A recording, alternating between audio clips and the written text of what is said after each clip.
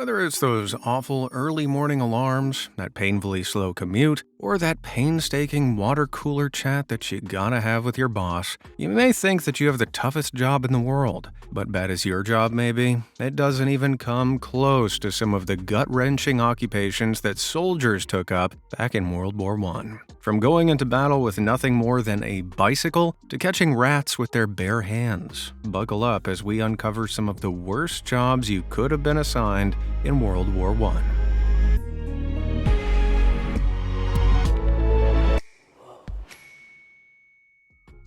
Wiring parties. Some of the most recognizable images from World War I depict the barbed wire-covered grounds of no man's land. But that sharp stuff didn't just get there by itself. Instead, laying down barbed wire was the job of wiring parties. And despite the name, this role was nothing to celebrate. Groups of soldiers would venture into no man's land at night, repairing their damaged barbed wire obstacles, as well as cutting the enemy defenses. For starters, these sharp coiling wires could have no trouble slicing through a soldier's skin, which are twice as hard to spot in the pitch black with minimal light to see by. Painful as that would be, they couldn't make a sound, as the slightest noise could trigger a swarm of machine gun fire and artillery to descend upon a wiring party. But it wasn't just the fear of being heard. Wiring parties also ran the risk of being illuminated by an enemy flare, exposing their position right under the noses of the opposition. Men caught by flares would either throw themselves down onto the barbed wire or freeze until the flare light dimmed. The toils of a wiring party didn't end there, though. If these guys were lucky enough to survive their mission, they also had the terrifying task of finding their way back to the trench in the dead of night. Given the pitch-black conditions, it wasn't uncommon for these guys to end up far away from their base. Man, and I thought my commute home from work was bad. Artillery observer. You'd presume anyone 6,000 feet up in the air would be a lot safer than anyone stuck in the middle of no man's land. But I'm not so sure an artillery observer would agree with that. These men were stationed in an observation balloon, hovering at a high altitude to monitor the enemy troop movements. Flying more than a mile over the battlefield meant enemies on the ground had little chance of accurately shooting down artillery observers. It's just as well. That'd be a nasty way to go. However, they faced another threat: aircraft. By 1915, aircraft began attacking artillery observers, or roasting sausages as they called it, due to the balloon's strange shape.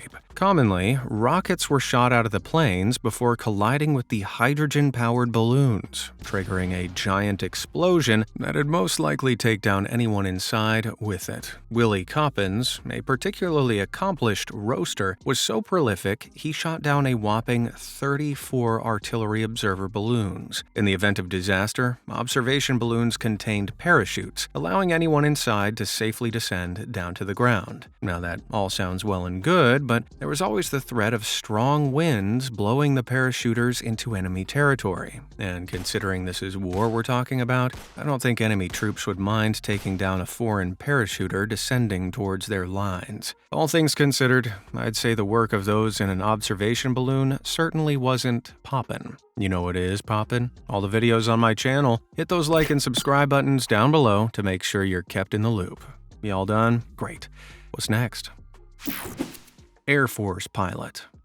Speaking of high flyers, that brings us to the job of airplane pilots. By the time World War I came around, airplanes were still very much in their infancy, with the first aircraft taking flight just over 10 years before the outbreak of war. As a result, airplane designs during this time were basic to say the least. The wooden-made aircraft had an exposed cockpit, leaving pilots vulnerable to cold conditions and low oxygen at altitude. On top of that, there were no designed navigational aids. Instead, pilots had to do with whatever maps they could find, and would even hover close to railway lines, hoping to read station names. In the early days of the war, aircraft were being used to monitor movement of enemy troops, but as the benefits of these eyes in the sky became evident, both sides knew they had to take steps to prevent the opposition from gaining the upper hand. Being the brutal conflict it was, World War I aircraft pilots sometimes faced the danger of being gunned down by enemy troops and tanks on the ground. However, However, these guys encountered an even more frequent threat. Pilots often flew with a pistol, rifle, and even bricks. Yes, bricks, to attack the enemy at close range. Can you imagine getting smacked in the face with a brick while you were trying to drive some creaky airplane thousands of feet in the air? Terrified isn't the word. So hazardous was this job that 8,000 men in Britain's Royal Flying Corps perished during their 15 hours of pilot training alone. If that wasn't harrowing enough, the average life expectancy of a Royal Flying Corps pilot was a measly 18 airborne hours. Safe to say the job of pilots in World War I was just plain dangerous. Sentry duty.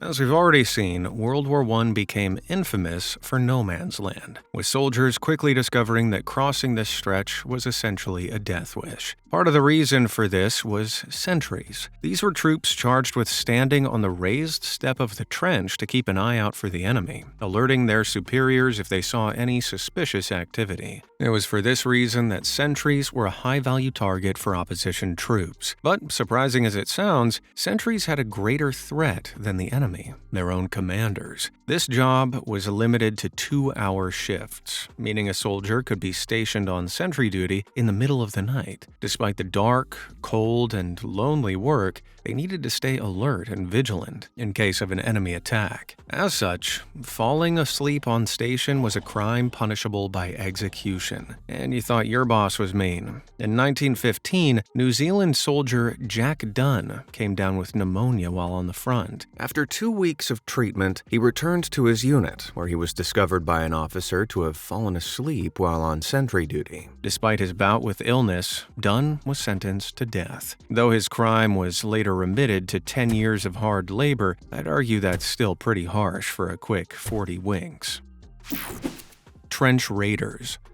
As we now know, with sentries, barbed wire, and observation artillery overhead, crossing no man's land was a no-go. Not that trench raiders cared about any of that. If you didn't know, trench raiders were teams of courageous men tasked with infiltrating the enemy line in order to kill defenders, destroy weapons, gain intelligence, or return prisoners. Small groups of lightly equipped trench raiders would carefully creep towards their targets under the cover of night. Typically, the raiders would approach the sentries guarding the front line trench before taking them out as quietly as possible. And then the real mission started. Once they gained access to the trench, the raiders would complete whatever mission objectives they set out as quickly as possible. If they did happen to run into the enemy, that's when the bayonet, trench knives, knuckle dusters, and spiked clubs came out, because gunshots would draw attention, so brutal face-to-face combat ensued. Yep, this certainly wasn't no picnic. When any of the surviving raiders had achieved their objective, they let off their grenades, hoping the chaos could buy them enough time to make it back to their trench before being shot down. Man, I'm getting sweaty just thinking about how much effort this took.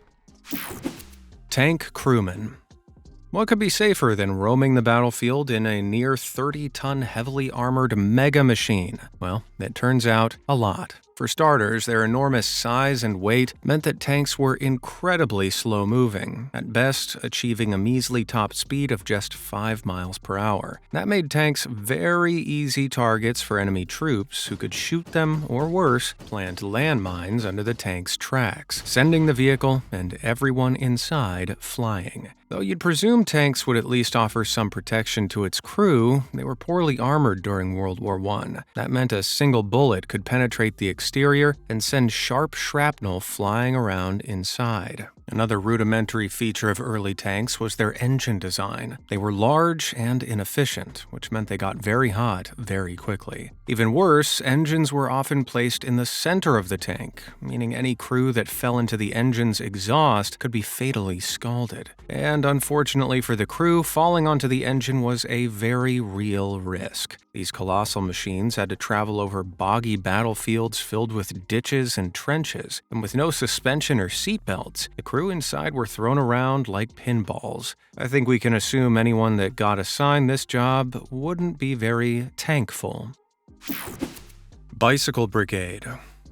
Despite all the drawbacks of manning a tank, there's one vehicle that offered even less protection to anyone that used it. Can you imagine moving through the battlefields of World War I on a bicycle? Crazy as it sounds, bicycles were commonplace in the war. In fact, some entire battalions only had cyclists in their ranks. Whereas horses required food and motor vehicles needed fuel, bicycles were human-powered and easy to maintain, leading to their use in transporting troops and supplies. As well as that, some bike battalions even fought on the front line. Take the 100-day offensive in 1918, for instance. Here, Canadian cyclists fought alongside the infantry. Noble as it sounds, I can't imagine a bicycle cavalry would stand much chance against artillery fire and tanks. I mean, those handlebars aren't going to offer much protection from incoming bullets. On the bright side, at least they could ring their bell when they inevitably run into trouble.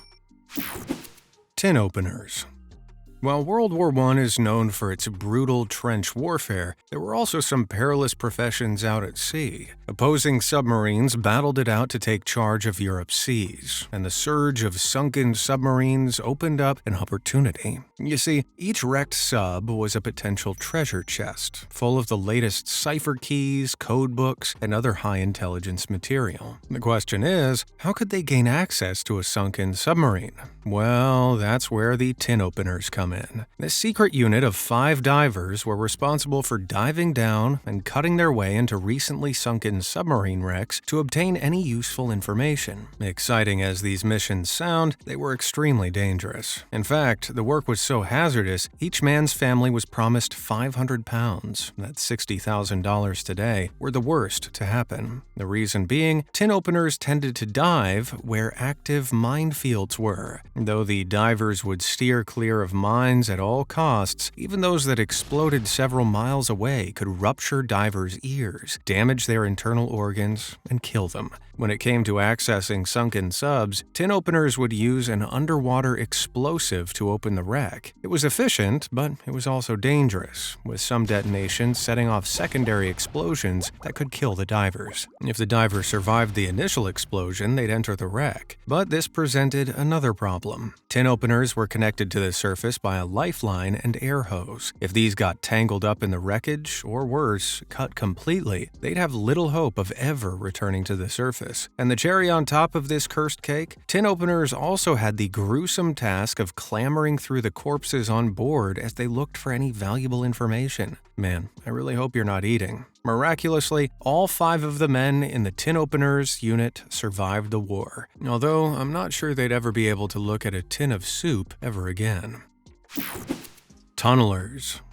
Speaking of the risky world under the surface, that brings us to tunnelers. For years, both sides were camped in trenches on the Western Front. So, in an attempt to break the stalemate, specialist miners were employed on both sides to dig tunnels under no man's land. The objective was to place mines beneath enemy defensive positions. When detonated, the explosion would destroy a section of the enemy trench, giving the infantry a chance to advance amidst the confusion. The tricky bit was digging these tunnels in the first place, with some plummeting down well over 100 feet and stretching as far as 2,000 feet across. It could take up to a year to carve these tunnels out. So that'd mean a whole year of tunnelers digging day and night. And to rub salt in the wounds, the tunnels were dark, cold, and tight, with tunnelers either hunched over or crawling on their hands and knees through the thick clay. Even worse was the threat of the enemy. When 2 opposing tunnels met, a brutal face-to-face combat would follow, with miners using shovels, daggers, and anything else they could get their hands on to bludgeon the enemy. Terrifyingly, each side would also use countermines in an attempt to blow up rival tunnels, and in the process, in too many tunnelers beneath piles of earth. Yet the biggest threat to the tunnelers was something they couldn't see: carbon monoxide, a colorless, odorless, poisonous gas. After an explosive action, like detonating a countermine or even firing firing a bullet, carbon monoxide would fill the air. With the tunnels being poorly ventilated and tight, this sinister stuff could spread quickly. And considering that air concentrated with over 1% carbon monoxide leads to death in less than 3 minutes, those don't sound like ideal working conditions. Fortunately, some tunnelers had a savior. Is it a bird? Is it a plane? No, it's Proto-Man. Yep, these heroes, who donned special breathing equipment to allow them to inhale pure oxygen, were sent on underground rescue missions to retrieve any ailing miners. Life-saving as they may have been, I can't think of many things more nightmarish than waking up 100 feet underground to the sight of Proto-Man right in front of me. Man,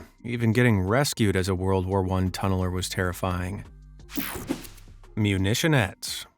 Heroic as the tunnelers' work was, none of it would have been possible without the help of women hundreds of miles away. More specifically, women back in Britain who worked in munitions factories, where they produced bullets, shells, and explosives. While working in a munitions factory doesn't sound like a walk in the park, you'd think it'd be a lot safer than what soldiers on the front lines had to go through. Well, think again. For starters, female workers, nicknamed munitionettes, would work grueling 12-hour shifts, yet the long hours were the least of their concerns. These women often worked with TNT, or trinitrotoluene. Prolonged exposure to the nitric acid used in this process turned workers' skin yellow. Aside from the curious coloration, habitually handling the stuff can also lead to skin irritation, liver failure, and kidney damage. On several occasions, the explosives that women were working with ignited, blowing entire factories to pieces. In 1918, one such incident occurred at a shelling factory in Nottingham, England, tragically killing more than 130 workers. In fact, working conditions were so brutal, many factory workers wore tags so their bodies could be identified in the event of any unfortunate accidents. Jeez, that sounds like one unsatisfactory job. Rat catcher.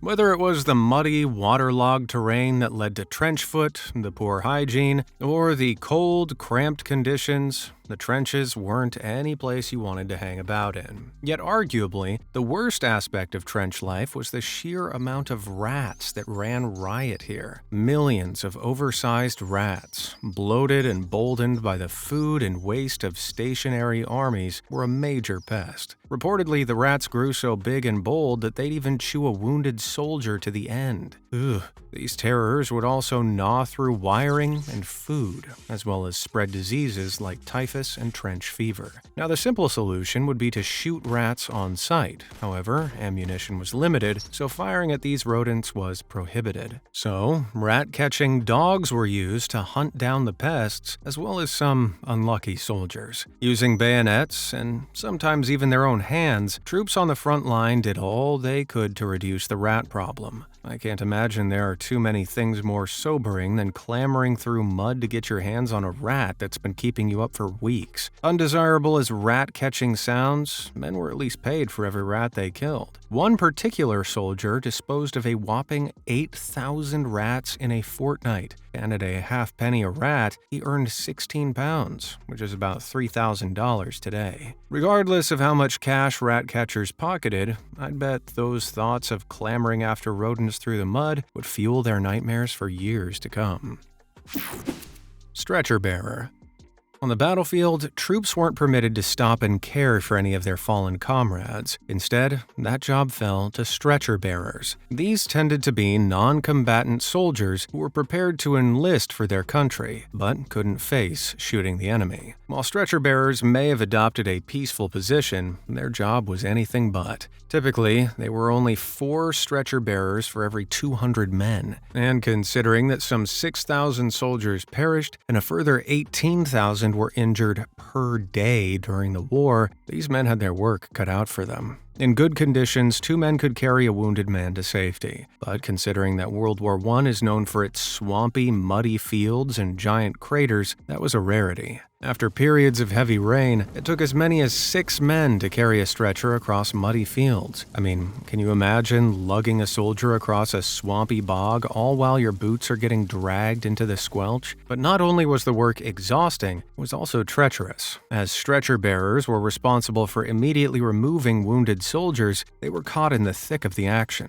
So, unsurprisingly, plenty of these guys were caught under enemy fire, as they were trying to carry their comrades to safety. Things got so perilous that one unit of 48 stretcher bearers suffered a staggering 42 casualties. Yeah, I don't think it's a stretch to say that this was one of the war's worst jobs. Runner.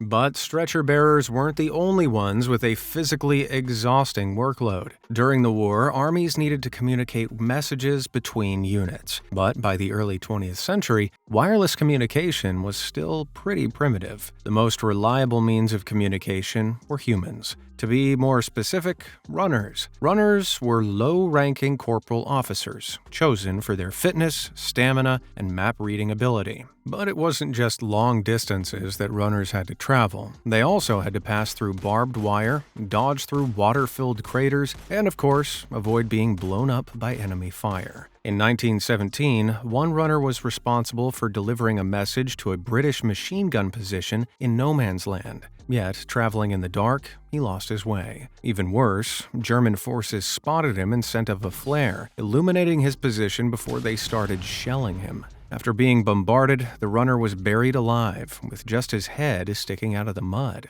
When the runner was eventually pulled out of the earth, he was in a state of shock, remembering nothing for the next day. Turns out, that guy was one of the lucky ones. World War veteran Lieutenant Alan Dexter said, "With a runner, it was merely a question of how long he would last." Yikes. Fair to say, I'd run far, far away from taking up that job.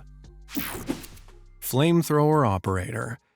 Flamethrowers. Incendiary devices designed to blast out a jet stream of fire. Sound pretty badass, don't they? You'd think any flamethrower operators from World War I would be well equipped to burn their way through whatever stood in their way. However, these guys had one of the least desirable jobs of the war. You see, around 1914, when the war first broke out, modern flamethrowers were a new invention. As a result, these models were pretty clunky and clumsy. Due to the flamethrower's chunky size, operators were slow-moving, making them prime targets for enemy snipers and artillery. And as you can imagine, a bullet hitting a flammable tank of liquid didn't end too well. But don't just take my word for it. British officer Philip Christison saw it happen with his own eyes. The round hit the flamethrower, and with a scream, the man collapsed in a sheet of flame. Well, there's a job that fires you, literally. Naval minesweepers.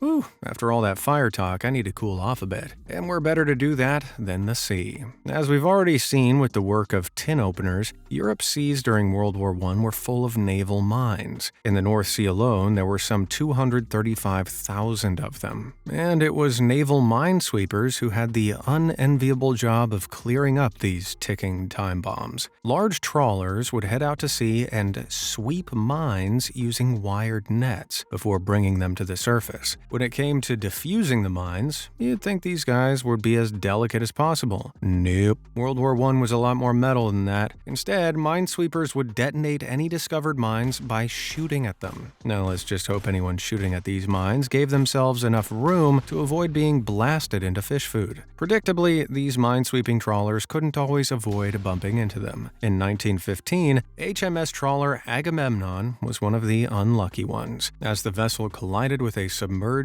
German mine, sending down 9 of her crew. Geez, really gives you a sinking feeling. Human torpedo. So we've now figured out that working at sea during World War I was essentially a death wish, yet there was one particular posting out on the waters that was even more perilous than the rest. Throughout the war, both sides used torpedoes to fire at enemy ships and submarines. While that sounds like standard practice, there was one particular torpedo out there that did things a little different. In 1915, Italian naval engineer Raffaele Rossetti designed a human torpedo. Yep, you heard that right. So, how did it work? Well, the torpedo was first towed within range of its target. From there, the device was then launched with 2 crewmen having the regrettable role of being saddled on top of the craft. Now, before your mind runs off with ideas of the crew zooming through the water at the speed of light, things weren't quite that swift. Fitted with a 17-inch propeller, the torpedo's compressed air engine would propel the weapon forward at a sluggish speed of 4 knots, less than 5 miles per hour, allowing the crew to maintain their balance on the vessel. Let's just hope they didn't run into any hungry sharks, because that's not exactly the speediest getaway vehicle. Interestingly, although the crew wore diving suits, they didn't have a breathing apparatus. Instead, the torpedo had to float just below the water's surface, allowing the crew to keep their heads above water as the torpedo chugged towards its target. One plus for the crewmen was that the human torpedo was no kamikaze mission. Instead, 2 375-pound charges were carried at the front of the vessel, which could be removed and clamped onto the enemy's keel when in range. In October of 1918, the human torpedo and its 2 crewmen finally met their date with destiny. Despite encountering difficulties with strong currents, the device and crew successfully survived the journey, reaching the hull of the Austro-Hungarian battleship SMS Viribus Unitas. Not everything went so swimmingly for the crewmen, however. Just moments after placing the explosives on the battleship's hull, they were discovered and taken prisoner. Still beats getting plunged into the dark depths of the sea, or going down with the torpedo, I guess. And that rounds up the worst jobs in World War I. Which profession did you think was the most perilous? Let me know down in the comments below, and thanks for watching.